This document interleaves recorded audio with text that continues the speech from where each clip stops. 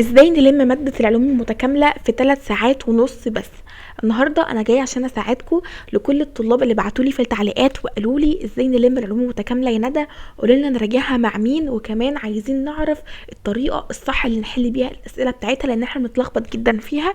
فالنهاردة انا جاية اقول لكم على الخطوات اللي هتمشوا عليها وان شاء الله تلموا المادة في اسرع وقت ممكن. اول حاجة عايزاكم تجيبوا نوت بوك صغيرة او ورقة او كشكول او اي حاجة، ونكتب الفصول اللي عندنا في المادة، ونكتب قدام كل فصل انا مذاكراه بنسبة كام في المية. مثلا الفصل الاول انا مذاكراه قوي فاكتب قدامه ان انا مذاكراه مثلا بنسبه 90%. الفصل التاني مش مذاكراه قوي فهكتبه ب 50%. في فصل انا ما فتحتوش خالص فهحط قدامه صفر كده.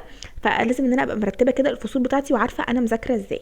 بعد كده عايزاكم تعملوا كشكول وتجمعوا فيه كل القوانين بتاعه المنهج، تبقى متجمعه كده في ورقتين 3، عشان كل ما هتيجوا تراجعوا القوانين بتاعه المنهج هتراجعوها من الكشكول ده وتبقوا مجمعين فيه كل حاجه. حاولوا ان انتم ما تنسوش اي حاجه، لان بجد هيساعدكم جدا لما تكونوا انتوا ناسيين قانون، هتقدروا ان انتوا توصلوا له بسرعه. وكمان لما تعوزوا تراجعوا وانتوا بتفطروا الصبح كده تجيبوا الكشكول ده وتبداوا تراجعوا على كل القوانين، مش هتنسوها، هتفضلوا فاكرينها لحد يوم الامتحان. ارشح لكم بقى قناه مستر حيدر محمد، منزل فيديو مراجعه للعام والازهر في 3 ساعات ونص بس، وكمان سايب لكم لينك المذكره بتاعته وصف الفيديو، فعايزاكم تروحوا تشوفوا الفيديو ده وتبداوا دلوقتي. واهم حاجه ما تنسوش خطوه الحل، لان انتوا لازم تدربوا على اسئله كتير وحل اسئله كتير.